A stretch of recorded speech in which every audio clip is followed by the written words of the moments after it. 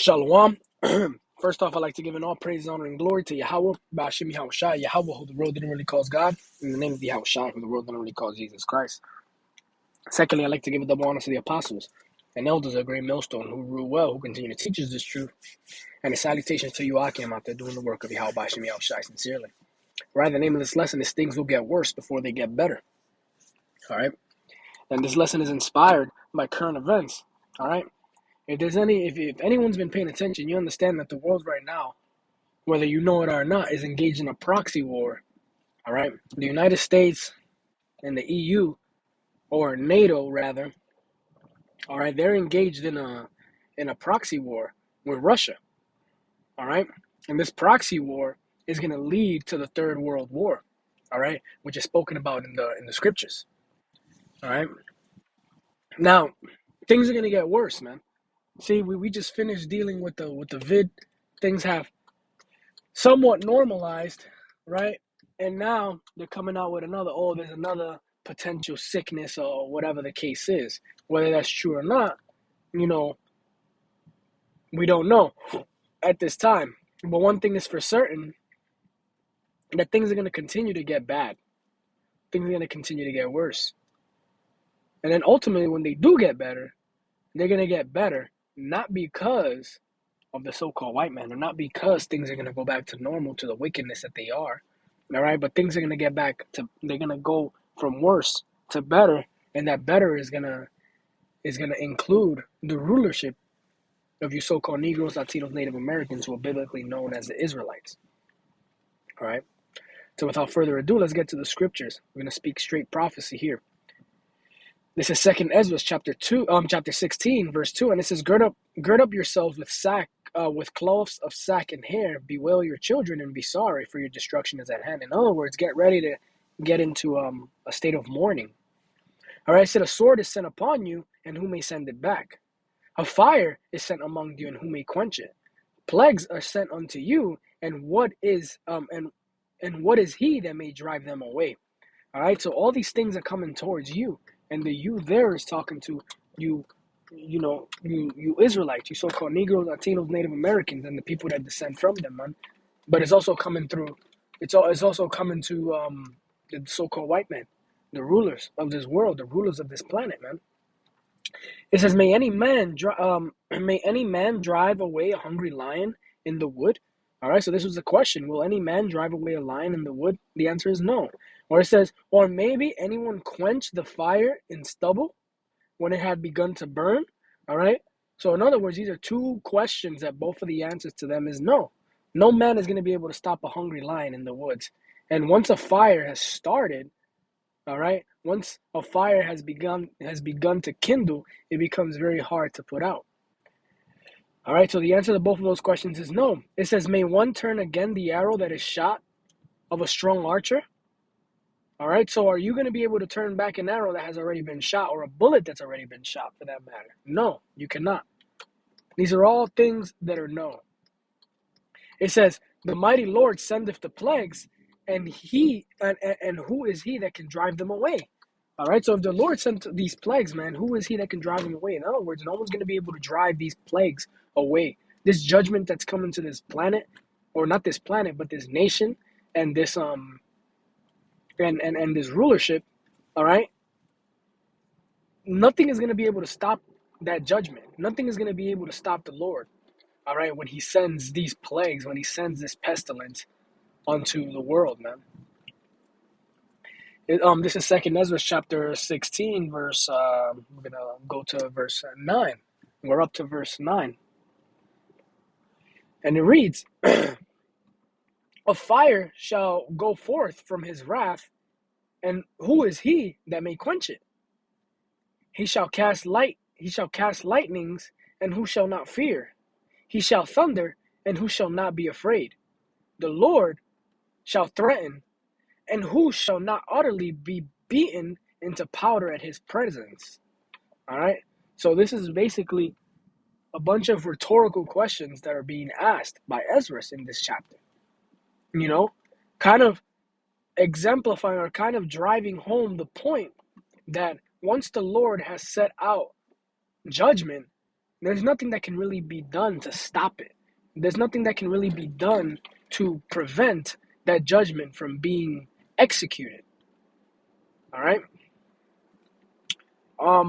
Verse verse 12, it says, the earth quaketh, and the foundations thereof.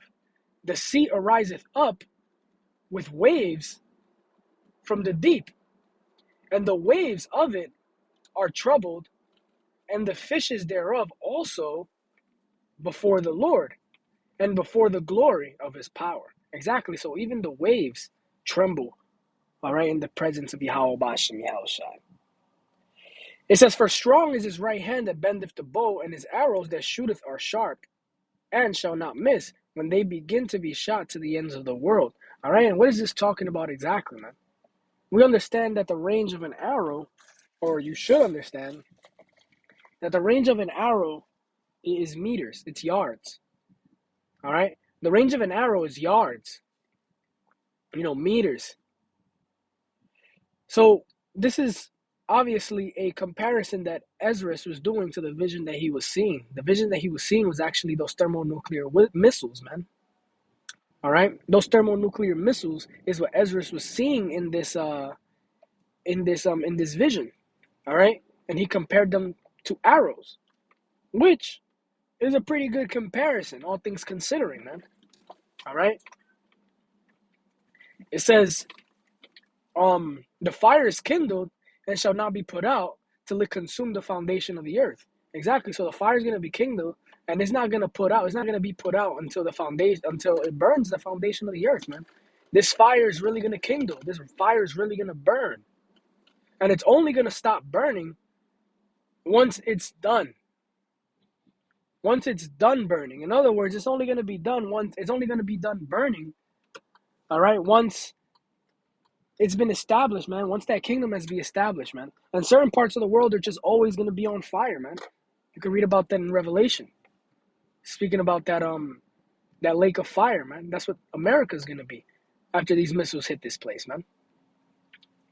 It says, like as an arrow is shot of a mighty archer, returneth not backwards, even so the plagues that shall be sent upon the earth shall not return again. Exactly. So these plagues that the Lord's going to plague the earth with are not going to return ever again. All right, these plagues are not going to ever return. But best believe that the earth is going to go through them, man.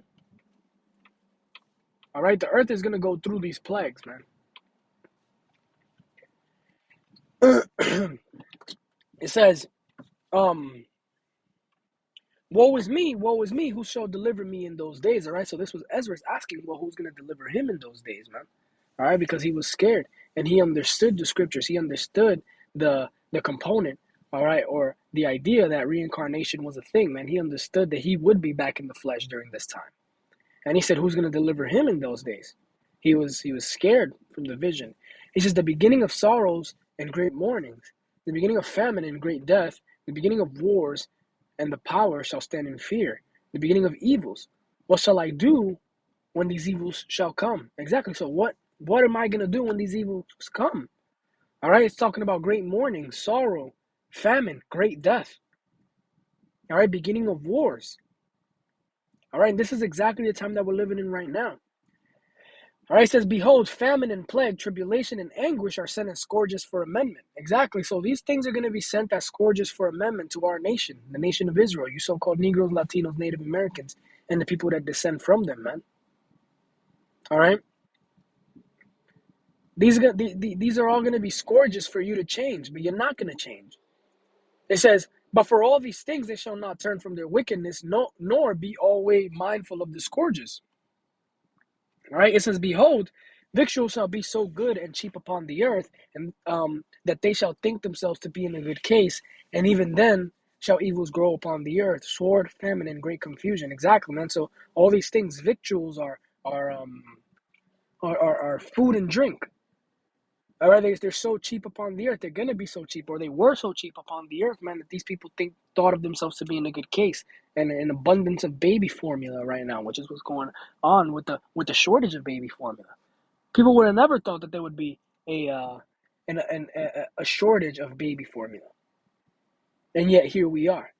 People never thought that in New York City All right, the gas would reach $6, man.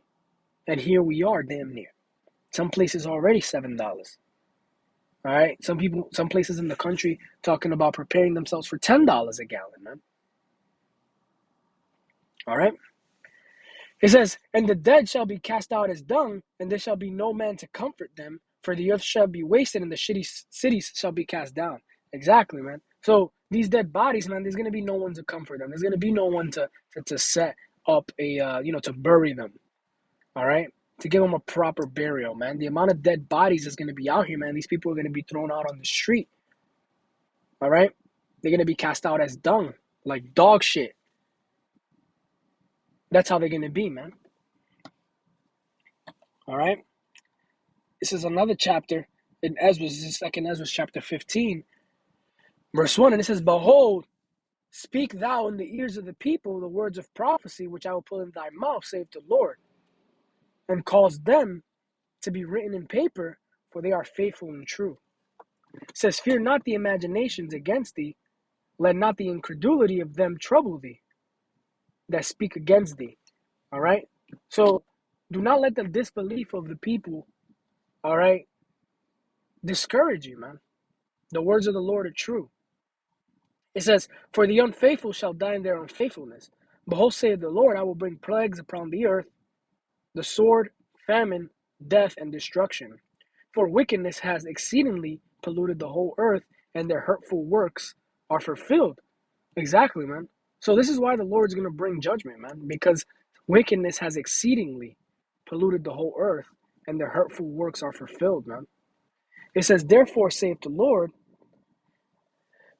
behold, I will hold my tongue no more as touching their wickedness, all right, which they profanely commit. Neither will I suffer them in those things in which they wickedly exercise themselves. Behold, the innocent and righteous blood crieth unto me, and the souls of the just complain continually. All right.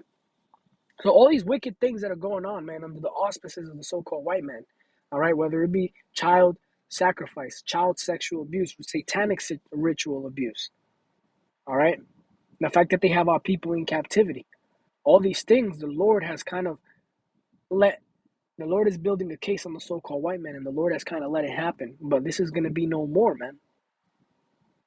All right? The Lord is going to answer the call of the righteous. He is going to answer the complaints of the just. All right? It says, and therefore saith the Lord, I will surely avenge them and receive unto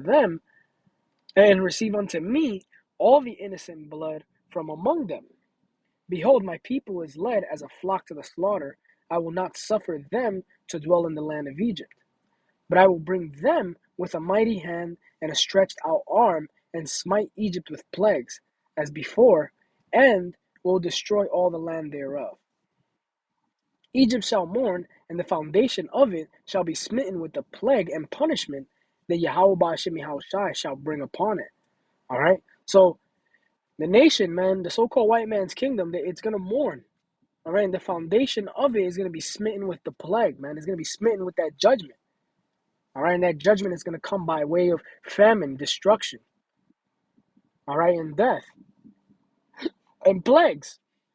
It says, they that till the ground shall mourn, for their seed shall fail through the blasting and hail, and with a fearful constellation. Woe unto the world and them that dwell therein, for the sword and their destruction draweth nigh, and one people shall stand up to fight against another, and swords in their hands.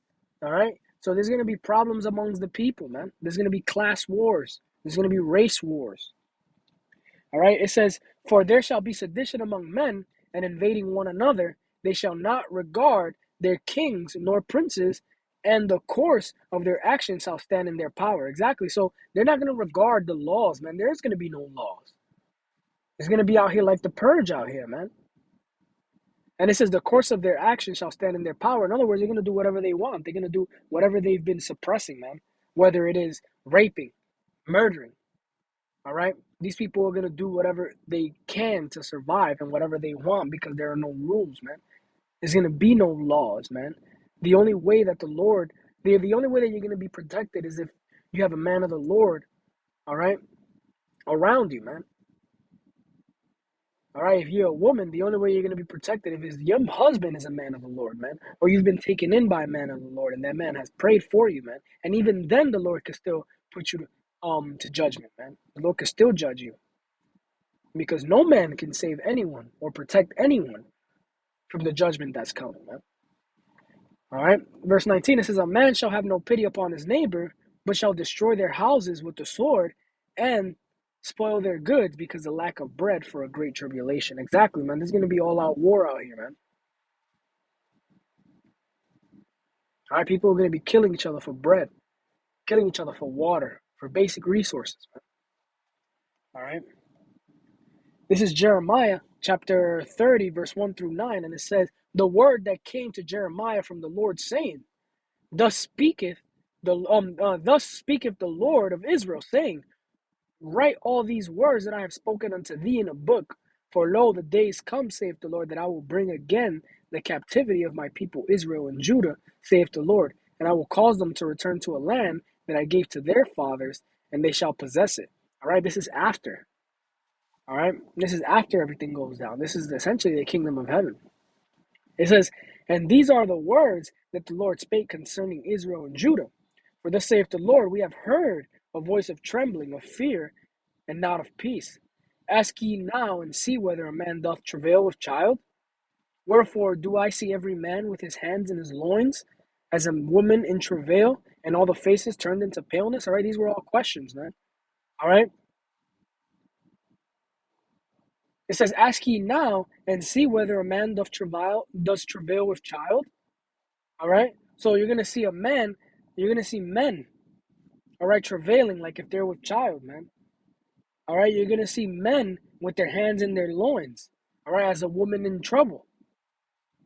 All right, and all the faces of these people are going to be turned pale. And why is that? Verse 7, it says, "Alas, for the day is great, so that none is like it. It is even the time of Jacob's trouble, but he shall be saved out of it." All right, so the elect of the nation of Israel are going to be saved out of Jacob's trouble, man. It says, "For it shall come to pass at the day, it shall come to pass in that day, saith the Lord of hosts, that I will break his yoke from off thy neck and burst thy bonds, and strangers shall no more serve themselves of him, but they shall serve the Lord their God and David their king, whom I will raise up unto them." Exactly, man. So we're gonna have to go through this walk in Jacob's trouble, right? But it's gonna be so that we no longer have to, be under these nations, man.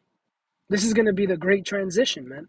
This is going to be a great transition from being the bottom of the barrel, all right, to being, you know, the kings of the earth, man, the ruling nation,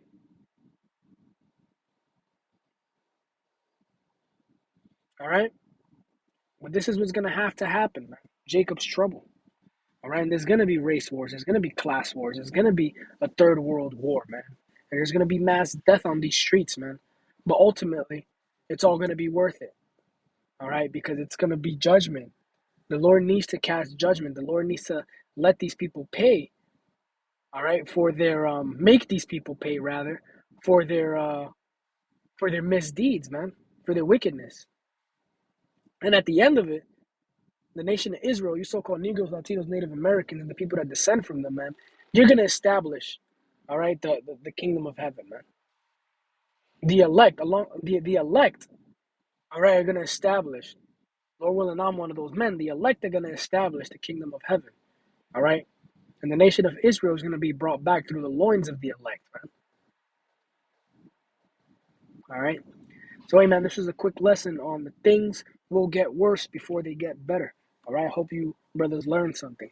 I like to give in all praises, honor, and glory to Yahweh Bashim Yahweh Shai, the one of the apostles and elders of Great Millstone who rule well, who continue to teach us this truth. And the salutations to you, Akim, out there doing the work of Yahweh Bashim Yahweh Shai. All right. Until next time, Shalom.